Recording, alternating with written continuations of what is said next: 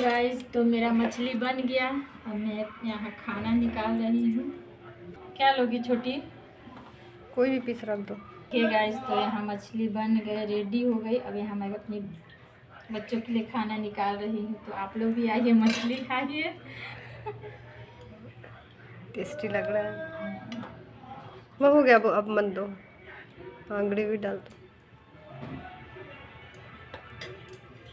आप लोग भी आइए दोस्तों, मछली खाइए। बाय, मिलते हैं अगले ब्लॉग में।